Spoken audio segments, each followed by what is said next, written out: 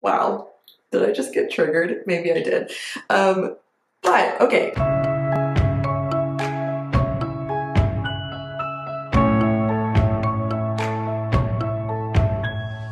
Hey dancers, it's Kirsten. Welcome back to the Confident Dancer YouTube channel. Favoritism. It's a real buzzkill when you're not the favorite, right? Real buzzkill. I've been that dancer for years of my life.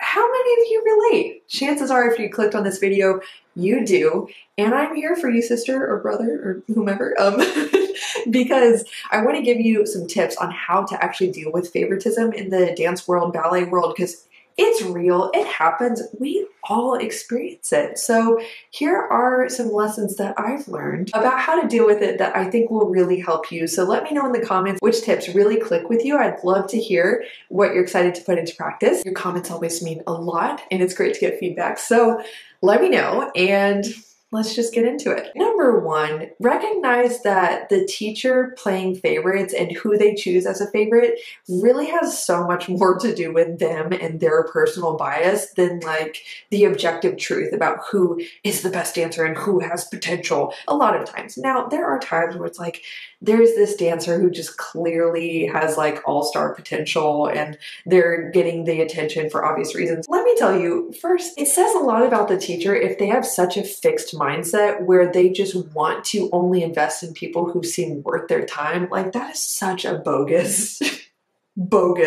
horrible perspective to have. I've heard teachers that I've actually had say stuff like that. Like, well, you want to make sure that if some people just aren't going to make it, you don't want to waste their time.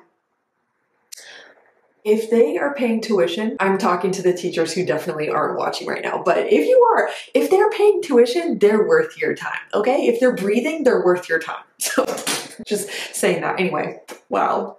Did I just get triggered? Maybe I did. Okay, so recognize that it has a lot to do with their bias and their mindset, that teacher. And so they might like a dancer because it reminds them of themselves. They remind them of their best friend when they were young. Yes, I've seen this. I've seen even in company environments, dancers get favored because they look like the director's best friend from their youth. Like, you guys, some people, they have their reasons and they're kind of silly. So being able to take a step back and ask yourself, what does this say about the teacher's mindset? And make it a little bit less about you and like meaning, oh, you're not good enough for them, or maybe you're not going anywhere, or why are you never the favorite? Like just take the attention off yourself for a second and just think, okay, what is their bias, their view that's impacting the way they teach? And do I agree with that? And if you don't, then you can make a mental note of that. And I think it's at least empowering to put some of the power back in your hands to just remind yourself it has a lot to do with them, not necessarily about you. I think that can be a reassuring idea. Tip number two, I love this one. It's so proactive. I say this in every one of my YouTube videos. I just reword it basically. It's every single thing can be used as an opportunity. It can happen for you. It can happen for your benefit and for your growth if you choose to interact with it that way. Does that mean everything feels good? Absolutely not. Some experiences feel like garbage every day for a year straight or longer. Sometimes it's deeply uncomfortable and you wish it were different and you just wish they would pay you some attention, throw you a bone, give you some feedback, treat you fairly. And I know, I feel it. But even if it doesn't feel good, you can always ask yourself the question, how could this be an opportunity for me to grow?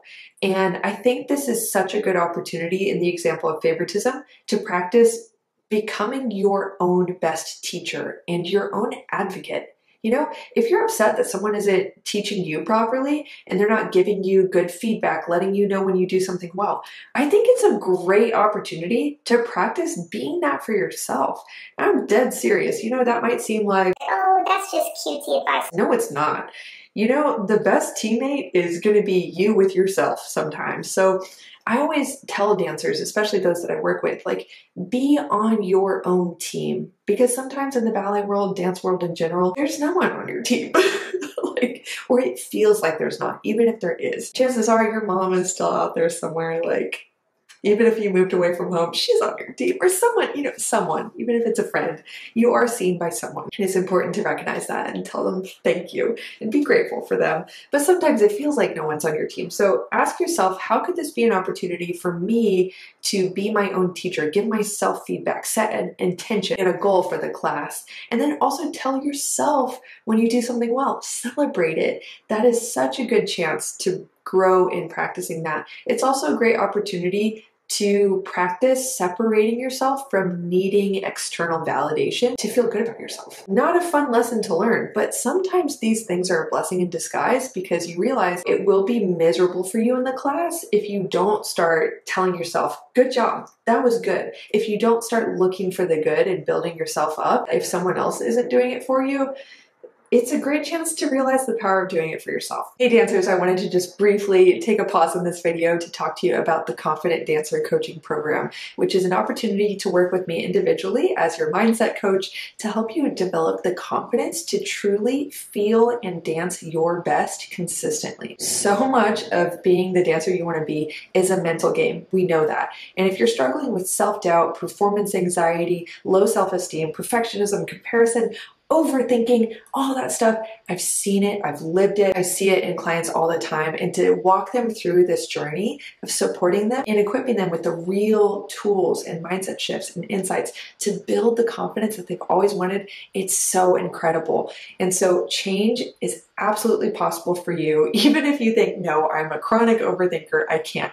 I'm just not a confident dancer. You guys, you don't have to keep struggling. And I just want you to know that that support is available. And this is a great time, especially if you're preparing for audition season in the spring. Just know that this is a great time to start equipping yourself with the confidence now and the awareness of your strengths, all these things, the mindset that will help you to succeed and thrive and have a great time even in audition season. So invest in that and in yourself and in your success now.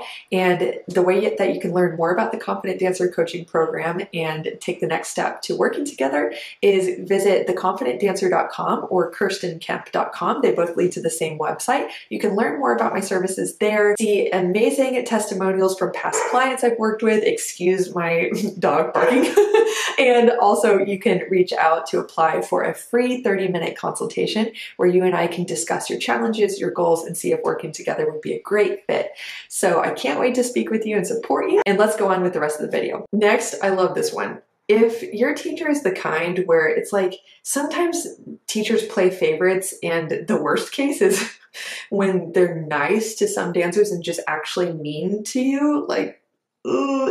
I have a couple of videos on what to do if you feel like your teacher is not treating you fairly or being mean. I'll link those. If I forget for some reason, please forgive me. You could search them in my huge library of videos. They're there. But yeah, in that case, that's definitely not pleasant.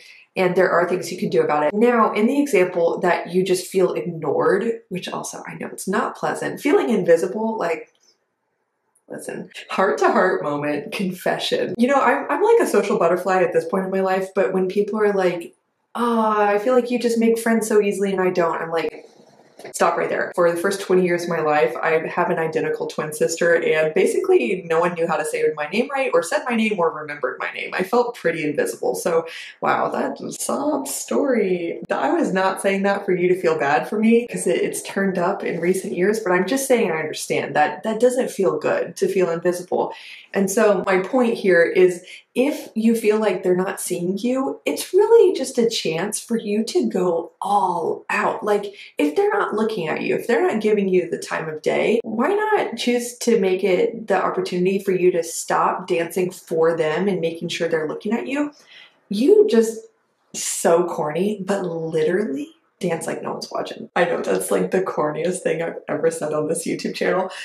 But it's true. It's a phrase for a reason. Okay, let's bring it back. Dance like no one's watching, okay? Okay, this one's more serious. I'm coming back down to earth. Get in other environments with different teachers, different dancers as much as you possibly can. If you can take an open class at a different studio in your town, if you can take a Zoom class, get out of your environment as often as you can. Not necessarily like replacing it or escaping. I mean, that's fine if that's what serves you, but just adding experiences as much as you can and getting exposure to different teachers, that will really, really help to shift you out of that dynamic and out of that rut of feeling unmotivated because maybe you don't feel rewarded or seen at all.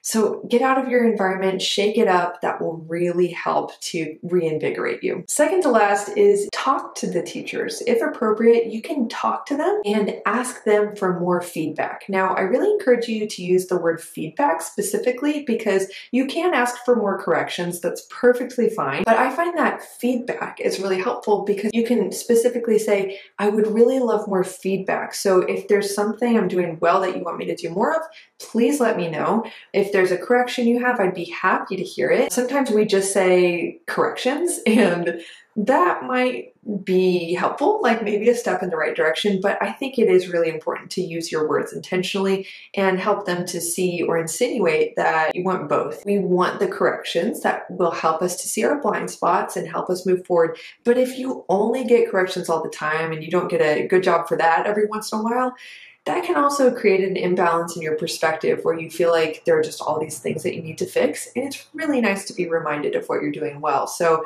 ask for feedback and specify that you'd like both kinds. And you can also reference the video I just made recently on how to have a difficult conversation or a tough conversation with your teacher or director. This might not be like a tough conversation for you. It might be one you're a little nervous about. All the points in that video still apply. So check it out. Last but not least, realize that you will have your turn. I have heard this advice many times, especially in moments when I was younger and I was super frustrated. And sometimes I didn't believe it. I was like, what do you mean I'll have my turn and I'll be the favorite one day? Will I really? No, I'm just not good.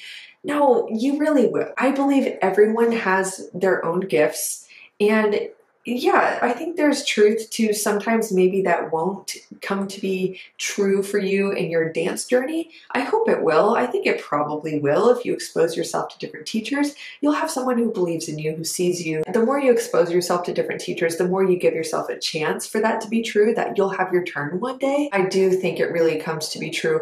And then also, again, even if it's not in the dance setting, just realize, at least I hope you feel this with me too, every single person has their own unique capacities and gifts, and maybe yours doesn't feel as flashy and glamorous as someone else. That doesn't mean it's any less worthwhile. You know, we can just put people on a pedestal who have all the attention. They have the achievements, the accolades, the body, the attention, whatever. It doesn't mean that they are inherently set up to have a better life than you. Like, it's really all what you make it. So realize that, yeah, it is true. You'll have your turn. You have your thing. You have some things that are great about you, and it's important to go through life realizing that there is an environment out there where people are going to see it, appreciate it, and you're going to be able to flourish in using your unique gifts, and you'll be recognized for that if you share them, if you put it out there. So that is it. I hope that was a last encouraging point to end on. Let me know what you think of this video. Again, let me know which tip really clicked with you the most. I would love to hear it. And be sure to subscribe and like this video so you don't miss next week's video. All right, thanks for watching. Bye. Okay, my left eye is twitching now. Next point.